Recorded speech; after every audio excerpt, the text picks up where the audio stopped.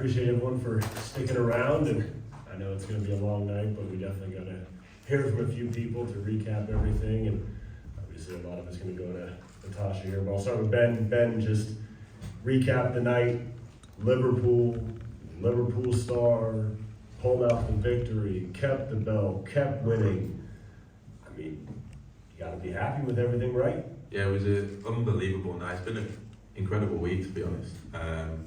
The way the city has got behind Natasha, I mean, she's an ambassador for so much boxing, sport, and everything good about sport, but mainly they see her as an ambassador for Liverpool. She's one of them, and you saw that come together tonight, and she got the fight that she craved, an amazing fight against an amazing competitor in front where the crowd were with her in every minute of the round. I've never seen or been involved in an atmosphere like that at the Echo Arena before, to be the first female fight to headline here as well. Another record, another special achievement. But yeah, just a fantastic fight. And Mikaela's not here yet, and hopefully she will be soon, but both of them deserve a huge amount of credit for what they did. It was another huge advert for the sport, a huge advert for women's boxing. I know the viewing figures tonight were incredible, and it's testament to both of them. Now, Natasha had some nice things to say about your guys' relationship, but Ben, when you were building your stable and you were looking for pillars of boxer and people that you really could build around and champions that you could have and just leaders for everybody, and when you saw Natasha, I mean, what was your mindset going in? What was your goal? I mean, it's clearly worked. The mindset, I think, was, this is one of the most unlucky fighters I've seen in the professional game. She's done so much for the sport and to have never achieved a world title, to have had decisions that have gone against her, to have not got the fights at the right time that she deserved, and had a lot of doors shut. I think boxing's a crazy game, and there's a lot of things that you have to deal with, but when you, and I said that to her today, these are the things that make it all worth it, these stories, these things that you can be involved in, and to see her change her life, change her family's life, achieve everything that she deserves professionally, have a legacy night like this in Liverpool as well to top it off. That's what the sport's about. You have tragedy in boxing, but you also have amazing things that take place, and yeah, it's definitely the proudest thing that I've done in my career. The Natasha JONAS story started 15 years ago. For me, it started 2 years ago, but what we've been able to do in that time has been, definitely, as I say, the proudest thing that we've done. I think it's interesting when you look at the relationship between promoters and boxers, because obviously the boxers need to carry everything forward, but at times the promoters need to see what's there, and now you recap this week and you see murals being painted and you see turnouts like this and you see atmospheres and viewership for someone that, like you said, was unlucky. I mean, where do you take it from here? Or where do you want it to go from here? Natasha's going to take it, but where would you like to see it to go from here? I think what you say is right. British boxing is about creating hometown heroes and starting a stable from scratch with Chris Smith in Bournemouth and Savannah up in Newcastle. That's what the sport's about, and Tasha's obviously always been big here, but as you said, she's now an icon. She's got a huge fan base behind her, and where do we go next? It's the last year probably in boxing, as you said. We just want to deliver the biggest fights, the biggest names for her. What more could she achieve other than those big nights? And so whether it's Katie Taylor, if we can make that fight, whether it's Jessica McCaskill, whether it's more titles at welterweight, Sandy Ryan, there's fights there, and there's big fights there, and we've done all right so far, and hopefully we can have one or two special nights to finish it off. I'll come to Natasha, save the best for last, of course. I'm going to come to Coach Joe Gallagher here. I mean, you were so locked in all week. You were massively complimentary of Natasha all week, talking about how coachable she was and how important she was to your gym. I mean, similar question to Ben, just initial reactions of to see your champion keep winning, and then to eclipse tonight and have a main event and defend the title again. I think it was the manner in the win as well. I said in the build-up to fight, both girls would have to bite down on the gun shields, both would have to adapt, both would have to reply. It was a great fight, round 8. I think it's got to be up for a round of the year. Mikaela brought fire, and Tasha just fought fire with fire, and every time Mikaela came, Tasha came back, Mikaela came, Tasha fell back, as in, listen, I'm going nowhere, do you understand? And just when Mikaela thought she'd be able to get a foothold and come down the straight, Tasha was there punching and trading with her. She wasn't shy in getting a trade off, which was worrying at times, but when I watch her and I go out and she had her feet moving the first few rounds, I do be quite in awe of her sat here now. I do be quite in awe of her. She's a fabulous lady and just a class act, just in awe of her. I always love to hear, I mean, I don't want you to divulge your coaching secrets, but I always love to hear the interaction that you have with fighters in the corner. What were you saying to Natasha as you were entering into those later rounds where you knew that she really had to grind out that win? I think it was after 5 rounds. I said to Tasha, listen, we'd say 4-1, but being kind to Mikaela with 3-2. Let's reset, refocus, let's go out. Round 6 is round 1, and let's win 3 of the last 5 rounds, and we've won the fight. And it was just about keeping composure.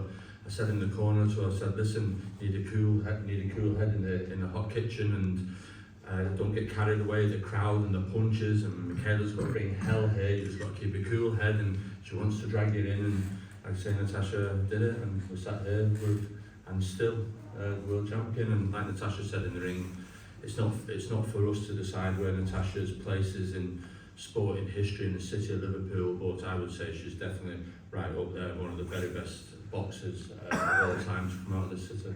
I remember last time she fought in Manchester, you came up to me before the fight, and you're like, hey, mention that she's in here in Manchester, she trains here in Manchester. So you mentioned that she's a legend in Liverpool and that she trains in Manchester. I mean, it seems like city to city, she just keeps building these fan bases. I mean, don't call me Mr. B for no reason. Well, she's an adopted man. She's won a few titles there now. She won the WBC and she's defended the IBF here, and the turnout tonight, which was unbelievable when you feel where female boxing, I don't want to go down that line, but for where they thought they needed to have intense beef to sell a fight, where we needed the popularity of Katie Taylor for people to tune in. People tuned in tonight, people came out, paid hard-earned money the 3rd week of January in the new year to get behind Natasha, and that speaks volumes for the type of lady she is and the class person she is. They paid the hard-earned money, and Natasha and Mikaela put on a good fight there tonight, and I don't think no one who tuned in or has left the arena left disappointed tonight. They got what they wanted, and it's a credit to both girls that they're there tonight doing a great advert for female boxing. We talked about how the promoter helps, put on the shows and maybe bring the spectacle to everything, and obviously the fighter has to carry the belts and carry their career, but the coaches always are really side by side and kind of helping the fighters through. I mean, where do you want to see Natasha go next as a coach? As a coach, I'd like her to go home and put her feet up and If you could see the ballista that's on my toe, where's the God? go home, put her feet up, and listen, just enjoy some time with Mila. It was a hard time over Christmas and New Year. She would have been in Christmas Day, for only I was ill, so she got away with that one. But like I say, New Year's Day, we're in the gym, and it was tough over Christmas when you've got a little one with Mila, 7, 8. So I want to go away, have a holiday, enjoy some time with her daughter, and then regroup, sit down with Ben and decide where we go. I would love to see the Katie Taylor fight. I think there's great history there. They started the rivalry in 2012 in a fantastic fight, and I think the two of them to have the last dance together. They've won world titles from 135 up to 154. To see the two of them fight inside an arena or Croke Park and Anfield, wherever. But I just think the pair of them would be they'd be ideal dance partners for the final dance, and or she can go into the sunset there and succeed as a manager. Amazing. Well, Natasha, I'm going to come to you now. Save the best to last. You keep winning and winning and winning. I mean, at this point, I'll leave it open-ended question for you. This win tonight in your hometown, in Liverpool, international fight, Sky, ESPN, world title on the line, former world champion Mikaela Mayer. In Europe, recap the night for yourself. How do you feel? I said before the fight even started, if I beat Mikaela Mayer, it'll be the best win on my record, and it was. She ranks top 2 in the fighters that I've fought. I think only Katie Taylor has above her skill set. And yeah, she proved that tonight. We're both very skilled, high-class elite amateurs, moved into pro, and I see why she causes a lot of people trouble tonight. I wanted a quick start. I got it give away a few of the middle rounds and finish strong, which ultimately helped me win the fight. The pace of the fight, I think, took a lot of people away. I mean, obviously there were talks, and their coach talked about Hagler, Hearns, and all that stuff. Did you know that it was going to be a slugfest like that? Did you anticipate that? I kind of thought that eventually it would be. I knew she's always got a good engine. I've seen that in her previous fights. I didn't know if she could, bring that to welterweight, because there is a lot of extra weight to carry. And I thought it took her a couple of rounds to get into it. And I just thought, I think that was the experience I'd had at that weight. I had myself, or Joe had me, I think, 3 rounds up for the first 3 rounds. So yeah, it was just probably a slow start cost her. Now, when you look at popularity of fighters, you have fighters that are popular in their hometown, maybe fighters that are popular in a couple of their cities, and then you start to look at fighters that become increasingly popular, and then you arrive at fighters that get murals painted of them. When you saw that, I gotta know what that was like. Yeah, I think first of all, I was just happy that it looked like me, because it is always hard to get like the same facial features. So yeah, it was an honour, and to take my little girl up to there and then to see me 20-foot big on the wall in a school where she used to go across the road, for me nan to be standing there in her 83rd year looking at her granddaughter on the wall, being recognised and celebrated by the city was huge. So it was a privilege to be recognised by the city of Liverpool. But tonight I've had people from Devon, I've had people from Scotland, there's people from Ireland, people from London, all come up and see me, and obviously the people of Liverpool. And I just think that's a testament to how big and how many doors that not just myself but females across the globe, and taking them hard fights and not taking the easy route as made women's boxing right now. I feel like you've accomplished so much in your career. Is there anything on your bucket list that you want to accomplish? Is there anything you haven't checked off yet that you want to check off, whether inside or outside the ring? Where do we begin? I think an Anfield is a big shout. I think we've got a great set of fighters that are born and bred here. Also with the likes of Azim, who is a big Liverpool fan. Ben is a big Liverpool fan. So yeah, hopefully we can get that. And I think the only belt that I'm missing in my collection is a WBA, so that automatically homes me in on Jessica McCaskill. So, does that have a little bit of a teaser of what you would want specifically of a potential opponent? Maybe. Look, it's the biggest fight, isn't it? Look, we'd love to go to Anfield. We tried to go there last year with Beefy, and unfortunately they were doing reconstruction, so it's definitely there. You need a big fight to do it, and that's what we'll be trying to make. But look, I just want to cap off. I've known Natasha now for a long time. She's a credit to our sport. She really is. Anyone that comes into contact with her and sees her, it's like what Joe says, you're in awe of her. And every day she works hard, and every day she achieves things, and everything she touches seems to turn to gold every time. And we'll remember her for a long time. And I think a round of applause for Natasha and everything that she's done for the sport.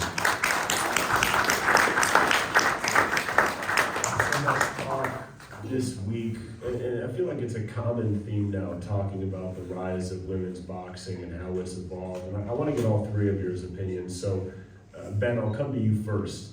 I thought we were done. Oh, I thought that was. You want to close it out? No, I'm joking. I thought I was filling. I'm sorry. The growth of women's boxing, Ben, you've been a part of it with Sky Boxer, and Sky have really put a conceited effort in growing women's boxing. We heard a lot of conversation about main events and extended rounds and things like that, and now we saw yet again another American fighter come over. I can speak for, I live in America, and I can tell you that here women's boxing is put forward more than it is anywhere else in the world. So Ben, when you look at the growth of women's boxing, where do you think it can go, and where do you think the evolutions can come next for the sport? The evolution just will come into the depth of the sport, and more contenders and more fighters. I think Natasha and Katie Taylor and even Savannah Marshall, when they dreamt of being in professional boxing, the dream wasn't really there. They did it because of the love of the sport and hoped to be the ones that break through. think now the fighters coming through, the amount of women in gyms, females in gyms, all up and down the country is because of Natasha, it's because of Katie, it's because of Savannah. So it's growing and growing and growing. As I say, the viewing figures tonight are off the scale, and that's women's boxing. And who'd have thought that a few years ago? So Caroline Dubois and those fighters, Lauren and Caris and Fran Hennessy even coming through, she's 18 years old. You've got fighters now turning over 18, 19, not 30, 31. The sport is growing, and we're going to see more and more, more, you know. Yeah. And Joe, I mean, you're in an interesting spot because you've been a coach for quite a long time now. So you've seen the growth of women's boxing within the confines of the gym. Are you seeing more women start to train and want to participate and reach out for coaching and things like that? Are you seeing the growth at the grassroots level? Yeah, when Natasha, I wouldn't say when she started boxing, but she turned over professional, getting sparring partners were very far and few between. She used to do a lot of sparring with Scott Cardle, Stephen Smith, Anthony Croller, because they're quite thin on the ground. But now, like I say, we've used Cindy, who won gold today, so congratulate her from Bolton. She's an outstanding talent. Then there's Paige, who sparred with Bree. There's lots of good girls coming through. The one I forgot to mention, Who? Dakota. Yeah, Dakota the Achiever, she's flying high in PFL. So even the crossover people are coming in, she's a good striker. So there's the academy, I run the Joe Gallagher Academy, and the girls that are coming through there as well, and they're getting called up for England. And women's boxing, like Ben said, over time the depth will grow and grow and grow, and the appetite for it will grow. And I'm sure there'll be people sat at home tonight watching this fight and looking up, and I'm sure there'll be a handful of them go, I want to go to a boxing gym after watching that. And I'm sure they will do, because you cannot be inspired by what you've seen tonight with what Natasha did. But women's boxing is on the rise. And Al Mitchell said it as well. He said, listen, men's boxing, he feels in America is dead, and it's women's boxing that's providing the fights, the competition, the big nights, the excitement. You've only look at like Chantal Cameron, Katie Taylor Serrano, Savannah Clarissa, Natasha with Katie, Natasha now with Mikaela Mayer. The girls are fighting each other, and that's just inspiring the next generation coming through. Natasha, you have probably the most important opinion on women's boxing at this table. What do you believe is that next step, is that next evolution? What do you want to see? Because now you are a champion, you are an ambassador, you are a leader for women's boxing. Where do you want to help take it next? I think visibility has always been the key. We needed, a big promotion like your Skies, promoters like Ben, investing, encouraging and supporting the dreams of these young girls coming through. And yeah, like they both, just to reiterate what they've said, once you see it, you can believe it. If you see it being done, you can believe it, and you can achieve it. And there's young girls, for a very long time in the Rotunda, I was the only girl there. And now there's young girls that have got pathways through to make it a career. If you want to, professional career, they can make it to the elite highs of the Olympic cycles. And I think structure, I think visibility, funding and support. Boxing is a predominantly male sport, and it can't just be a female movement. We need the men to support us in that. Puts a period on the press conference. I think can't sum it up any better than that. So appreciate everybody. Thank you all for coming tonight. Thank you all for sticking around tonight.